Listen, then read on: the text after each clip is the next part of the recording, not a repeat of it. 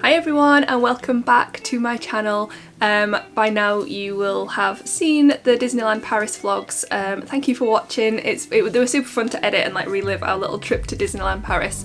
So I thought I would do a little trip summary because I've had quite a few questions about Disneyland Paris and how we found it compared to Florida and stuff and the pricing. So I thought I would just go ahead and do that. I want to just apologise as well.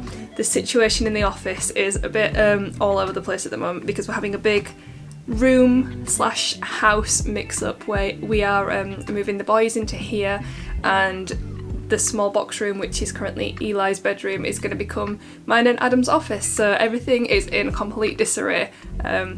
Yeah, brilliant. So let's go ahead and talk about Disneyland Paris. So we went back in June. We went on June 10th. We flew from Manchester and landed at Charles de Gaulle and then caught the TGV over to Disneyland Paris. We were there for 3 days, or 3 nights and 4 days, and we had a brilliant time. So let's get started talking about the travel. We decided to fly because we live pretty close to Manchester Airport. If we had done the Eurostar or any other driving kind of method, it would have taken us forever because we live up in Huddersfield, which is kind of north. So for us it made sense to fly. We managed to find flights with Air France that left at, well, they should have gone at I think it was 6 o'clock in the morning or 6:30 in the morning, which would have meant that we could be in the parks for like 10:30 that day. It didn't pan out that way because our flight was 6 hours delayed. More on that in a little bit. But yeah, we flew from Manchester via Air France and it was fine. Like, the flight was really good, really short. It was really good with the boys. I don't think they would have done very well with such a long drive over to Disney, so it was a lot better for them now because they're so small. So yeah, we flew from Manchester to Charles de Gaulle and then we caught the train from Charles de Gaulle over to Disney. We used the TGV, which in hindsight, well, not in hindsight, I guess it was interesting to have the experience, but we wouldn't use the TGV again. I think next time we would use like the magical shuttle or whatever it was called, the coach, because the TGV with all our luggage was quite tricky to get on and off. We had the double stroller which we had to fold down, and you know, when you're getting on a train and getting off a train, it's quite time sensitive, so it was a bit hectic. Especially on the way over to Disney, we found that the trains weren't very suited for luggage and stuff, so there wasn't anywhere to put stuff. So yeah, in the future, I think even though it takes quite a lot longer, we would catch the coach just for the convenience of being able to put things on, sit down for an hour and just chill out rather than feel quite stressed out and get in there, yeah, a little bit stressed. That said, it was only a 10-minute train journey. It cost, I think it was €95 return for all of us.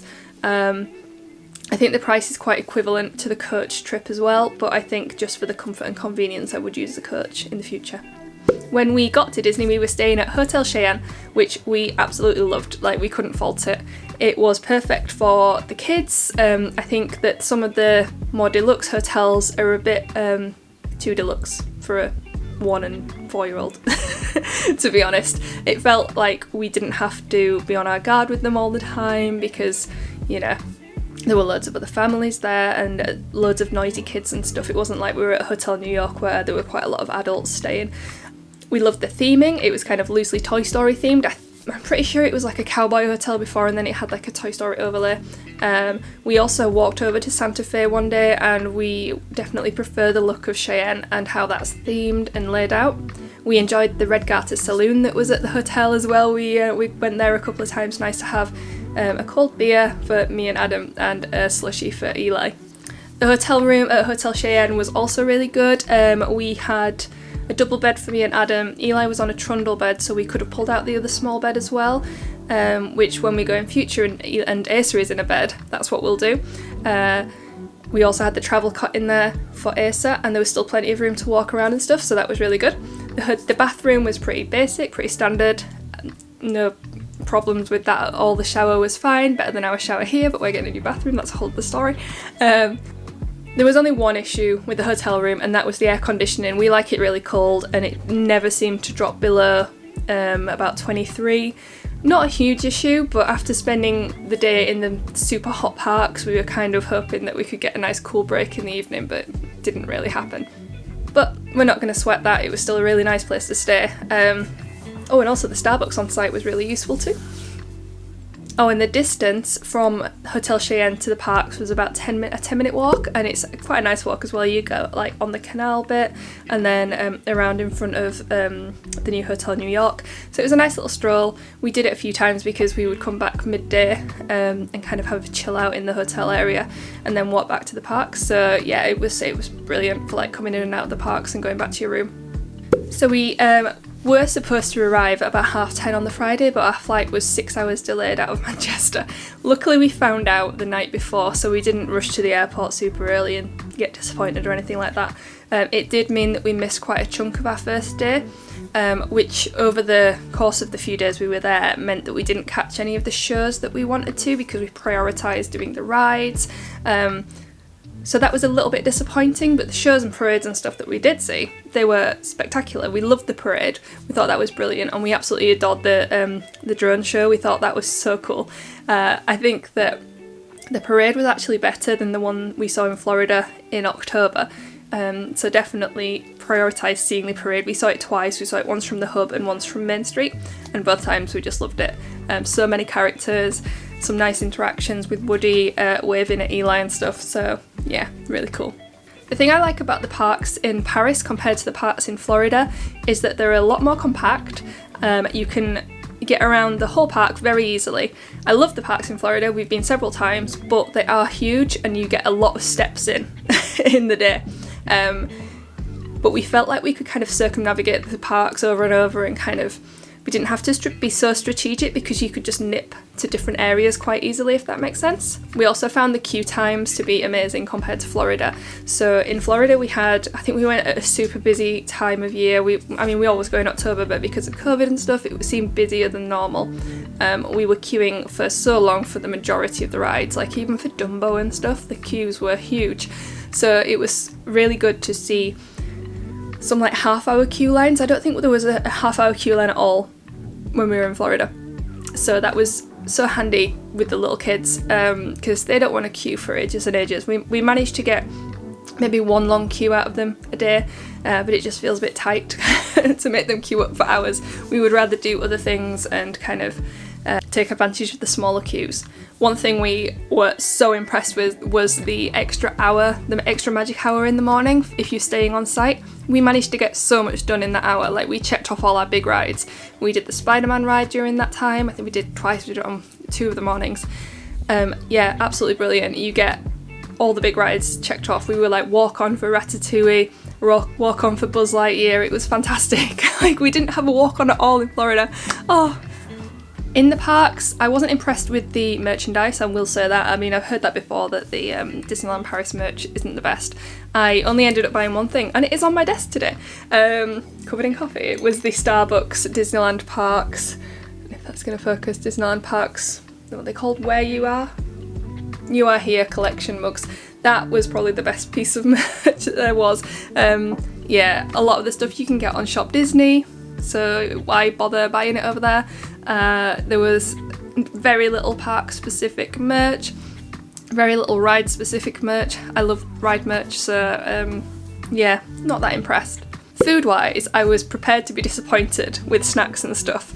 I will say the range is not as great as Florida. If you're used to the snacks in the Florida parks, don't go expecting a great deal. However, we did find some really cool food offerings. We went to the bakery on Main Street and got a few sweet treats from there, which for some reason were down to half price at, I think it was €2.50, so that was pretty impressive.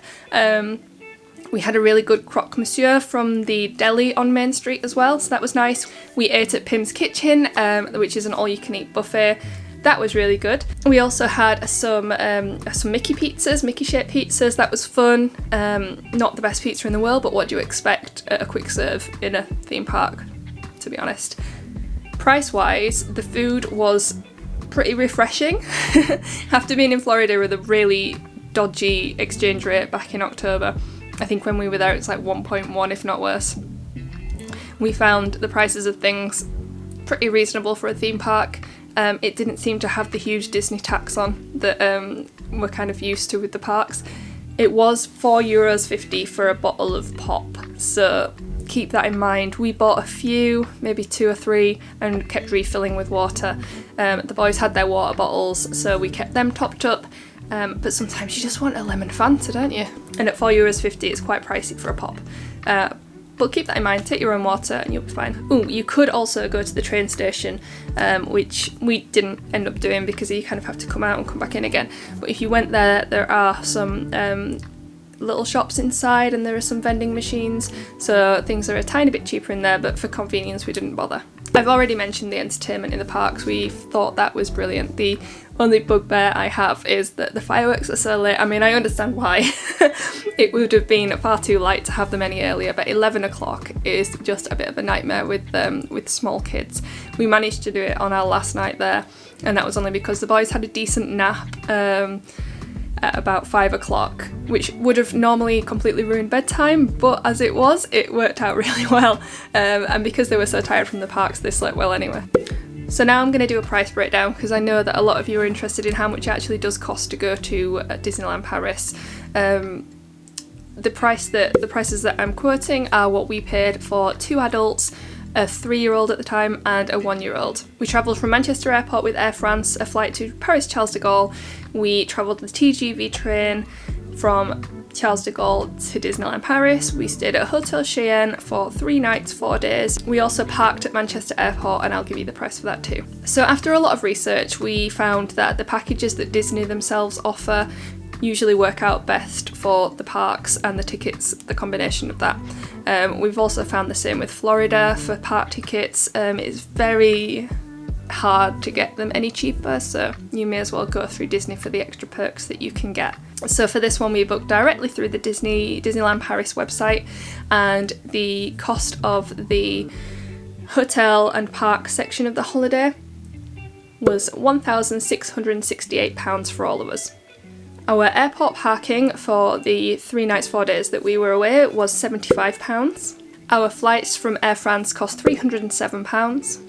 The TGV train from Paris Charles de Gaulle to Disney cost £96, which is a trip total of around £2,146 for all of us. So in summary, we really enjoyed Disneyland Paris. I am already thinking about organising another trip. I wouldn't mind going at Christmas time, but with a European park, there's a lot to consider at that time of year. It's not like Florida where you can get away with it. It'll be cold and wet, and I'm not sure how much we would get done, but also Christmas. And I had a look at some of the hotels and they look quite cheap, so who knows. But yeah, I really enjoyed it, and I'll definitely see us going again in the next couple of years. We have a Florida trip booked for October next year, but I would like to sneak in another little trip to DLP before we go there if we can. Oh, one more thing. I know a few of you have been probably on the edge of your seats wondering. We did get compensation for our 6-hour delay. We got over £800 back, which is quite significant considering how much we did pay for the flights. When you think about it, we did miss a good chunk of our first day, but yeah, that's how much we managed to get back. So if you ever have that kind of delay, make sure you put in the claim, because yeah, it's very much worth doing. So yeah, I hope you enjoyed this video. I really enjoyed filming the series, and I hope you join us again on some more vlogs. If you enjoyed it, give me a big thumbs up and hit the subscribe button. Bye!